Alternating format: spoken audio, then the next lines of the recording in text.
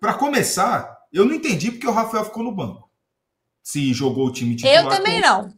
Eu não Tem entendi uma porque o coisa Rafael. que é, Renan, vou te interromper. O Zubeldia é teimoso. Eu não entendi porque o Rafael não foi o titular hoje. Foi o time todo titular. Acho que deveria ter colocado o goleiro titular para jogar também. Isso não quer dizer que Até ele é o culpado do que aconteceu hoje.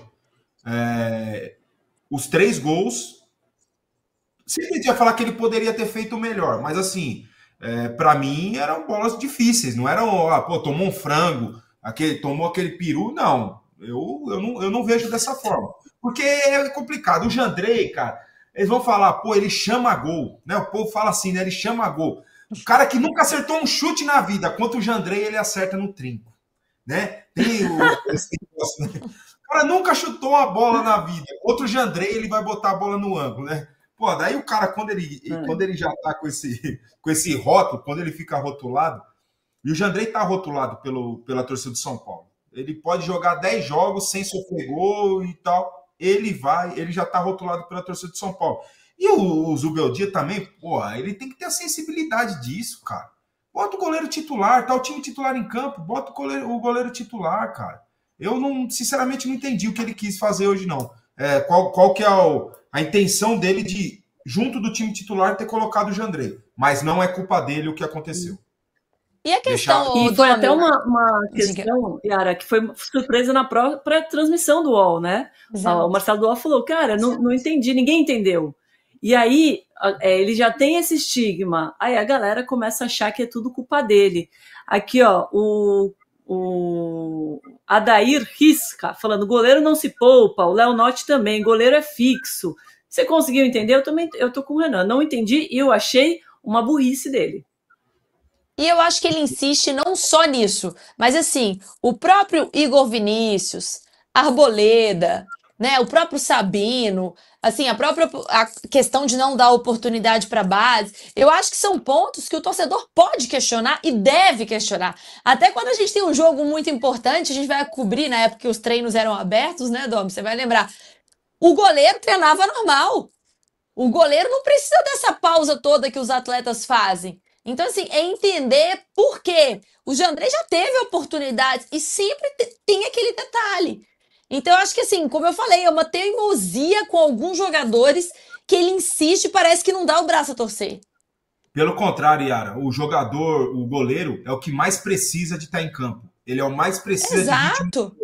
É tempo de bola, é um monte de coisa que é diferente para o jogador de linha, com relação ao goleiro. Então, isso prova ainda mais que não tem sentido nenhum ele não ter colocado o Rafael para jogar. O Rafael tem que estar dentro do campo.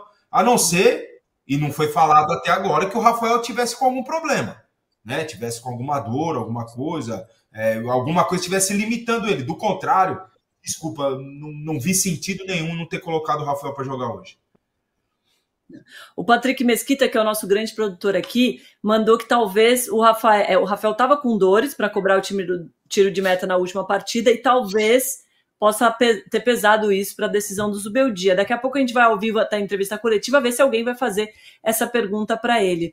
A gente está vendo aí os melhores momentos e foi, para quem não tinha nada com a história de torcida, foi um jogo excelente, né? Um bom primeiro tempo, terminando 2-1.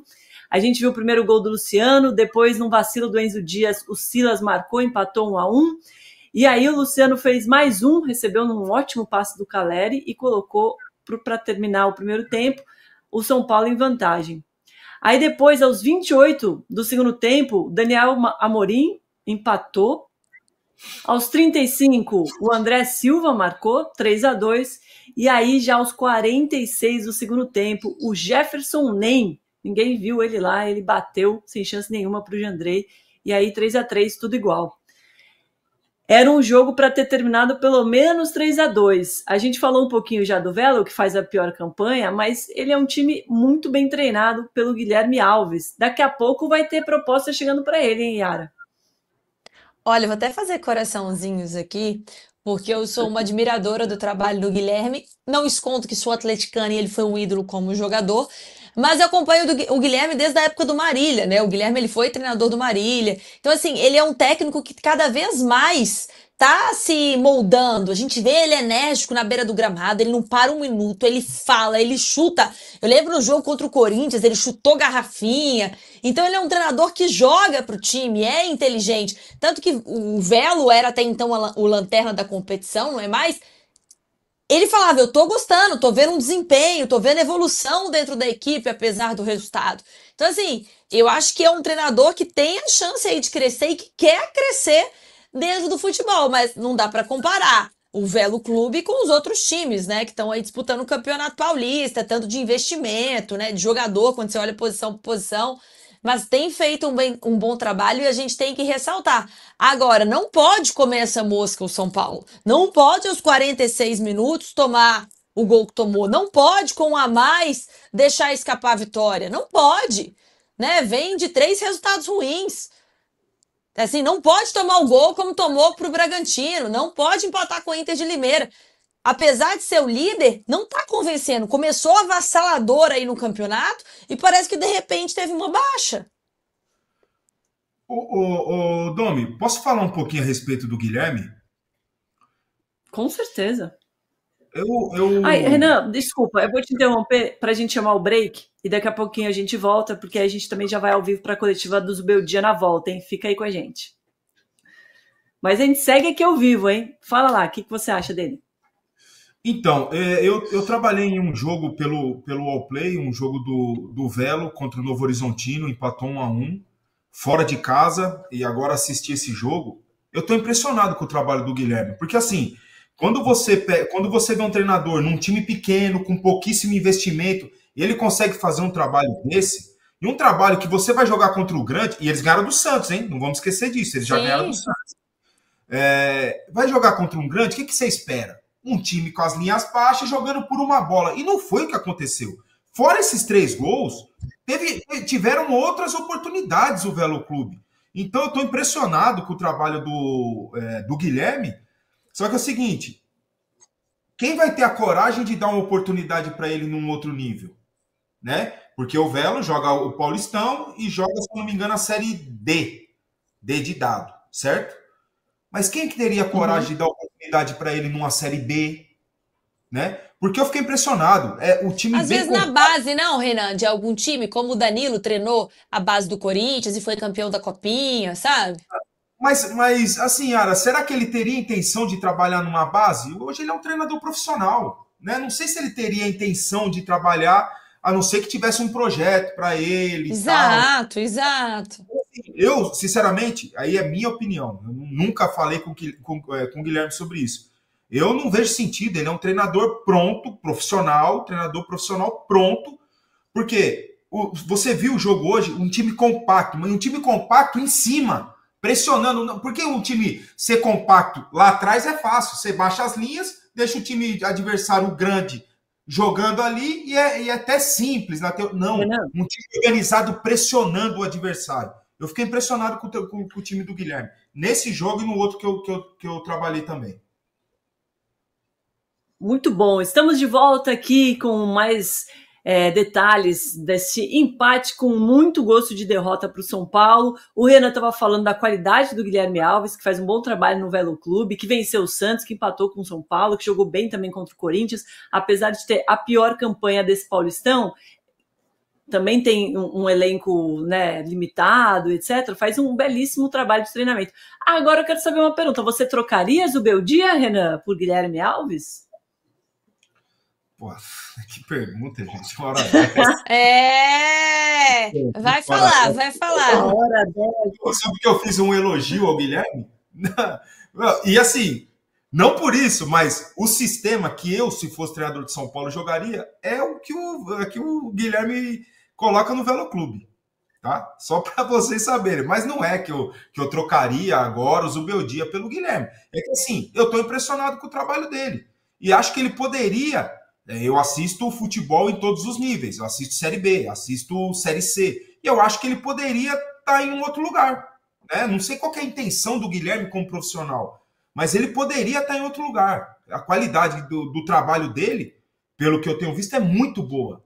É de uma inteligência muito grande pela limitação que ele tem na mão dele. Mas, pô, essa pergunta é muito complicada para mim, Domi. Não, para já não Fala trocaria. que não e tá tudo certo, Renan. Sai do muro. Para já eu não trocaria, mas no time do São Paulo, com os jogadores que tem, as características que tem, eu colocaria o modelo de jogo que ele joga. Um 3-4-3. 3-4-3, 3-5-2. Tá bom, respondeu. Achei que ia ficar mais ensaboado, Yara. Eu também, impressionante. Mas pra já não trocaria, não. Agora também a gente tem que falar um pouquinho também do Daniel Amorim, hein? Vice-artilheiro do campeonato, também joga bem, teria espaço em muito time aí, hein? E provavelmente vai receber algum convite em breve. Tomara, né? A gente gosta de ver, conhecer esses jogadores que às vezes a gente não tem oportunidade de ver posicionamento, de ver marcação.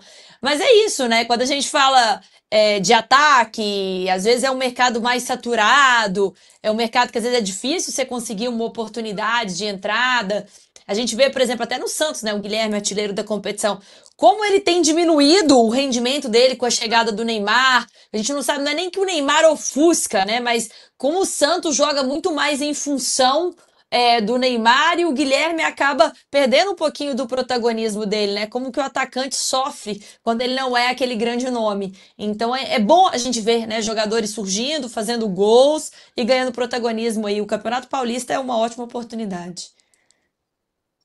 Muito bom, vamos escutar o que está falando o Zubeldia nesse momento, pós-empate.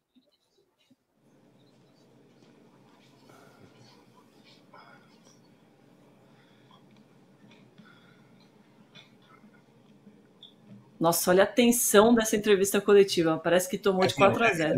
É velório ou entrevista coletiva? Eu ia achar que tava sem som. Eu falei, tá sem som?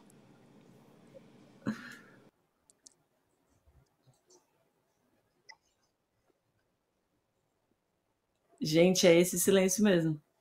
É isso? Ou nós estamos sem som, Domer? Travou ou não? Agora acho que travou. Ih, travou. Era aquele silêncio mesmo, tá? Mas depois travou. Mas olha que clima, né? Ô, Renan, mas é para tanto? É esse clima mesmo que tem que estar na coletiva, considerando que o São Paulo é líder do grupo, hein? Não, tendo em vista que hoje o Lucas e o Oscar...